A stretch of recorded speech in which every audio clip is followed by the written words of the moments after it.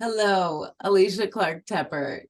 Thank you so much for tuning in to my 40 days healing is often done in silence. And I wanted to talk today about one of the things that I found integral to my pivot point in life. I had been just going through the motions as I was in the world of waiting tables. So getting up, doing my job, coming home, oftentimes enjoying a happy hour. And one day someone brought up a book, and I had the opportunity to read that book, and it's called The Four Agreements by Don Miguel Ruiz. Probably one of the pivot points of my life. And the reason is it gave me a doctrine to live by. And it's not my easiest doctrine, but there are four simple principles of this book. And if I had to say anything about living my life by something, it is these four principles are my main foundation, and then I build off of there. And they are: be impeccable with your word. I consistently tell people to choose your words carefully because they have a resonance, and speak how you want to receive the energy back, because we do not let me repeat that. We rephrase that. What we send out, we receive back, because there's a point in time where the words that we send out, they receive out to a certain extent, and then they come back to us. And when we receive those resonance back, they can be in the positive state, and they can also be in the negative state. Sometimes that's why some things that you're thinking, and next thing you know, your pocket gets caught on the doorknob and you're yanked, and you're like, what in the world was that? Because something we were thinking was not in alignment, and that was the universe trying to make us realize that the alignment needed some adjustment. And it's usually around the concepts we were thinking about prior to or at the time of the pocket pull. So using your words carefully, being impeccable with your word. What you say is what you will do. And if you're not going to do it, you own the fact that you're not going to do it. That is not in my possibility at the moment. I truly apologize. Is there some way that I can help rectify the situation by me not being able to complete this? And then you try to help own the repercussions of what comes from that. Being impeccable with your word. The second one is do not make assumptions. No. Well, okay. I don't think there's any real order to them, but the second one listed in the book is do not take anything personally. Then it's do not make assumptions, and the fourth one is do your best. So talking about the second one, do not take anything personally. Woo, is that a filter that you have to like throw up all of a sudden sometimes, because the words that people say, we take literally, we take through our own shield. And so that's why saying things in an impeccable way makes them not have any gray space.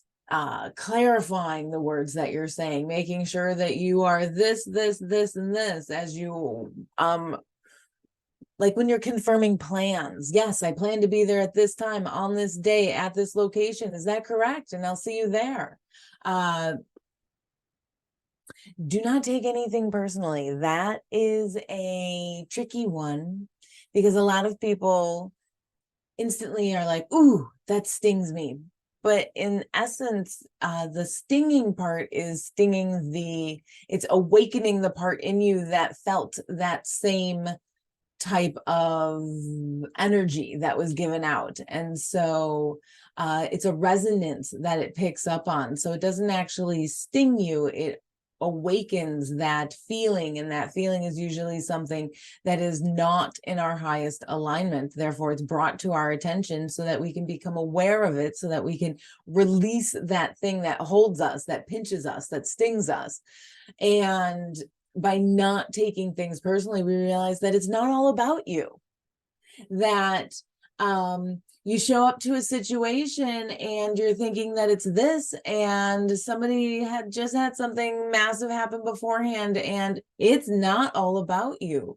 And realizing that it can have a different impact when you realize to not take things personally. Really, really hard thing to do. But once you begin to get over the 50% mark, it becomes much easier. But it's a practice. None of these things are light switches. So the third one is do not make assumptions. And so that takes me back to like the clarity and being impeccable with your word. And then if you say you're going to be somewhere, you clarify. So there's no assumptions to be made. Or I heard this. Is that what you said? And woo, does that ever open up the door for making sure that the people that you're communicating with have the ability to agree or to clarify? And then there is no gray area, and everyone is on page, as opposed to making assumptions and just thinking that, oh yeah, this is the way it's going to happen because it's always happened like this before. And then it doesn't, and then things go awry. And so clarify and make sure that the assumptions are not made, because when we just assume that something's going to be done, it also makes that gray area, which makes it uncomfortable. And we're like, okay, so am I supposed to do this or am I not supposed to do that? I've done this before, but maybe they don't want me to do that. Maybe they feel like I do that all the time. Or anyway, whatever the situation may be, allow yourself to clarify. Do not make assumptions. Ask questions. I heard this. Is that what you said? And then the fourth one, always do your best, and showing up in the capacity that you can for the day, and knowing that things happen. You may not be your best. You can admit that and say, I need time to make this decision, if there's that availability, or making the best decision that you can at that moment and then working from that. It's just doing your best in the state that you're in and accepting that that's your best right now. So today, maybe the best that you can do is to get up and make a cup of tea and go sit back down and just relax and allow that cup of tea to soothe you from the inside out, and maybe put your favorite little bit of honey in there to add that little sweetness, and a squeeze of lemon to add that brightness that can come in, and just be soothed with a cup of tea in the corner of the couch. That's okay. Maybe that's what today calls for. And then tomorrow you can run around and do everything that you need to do.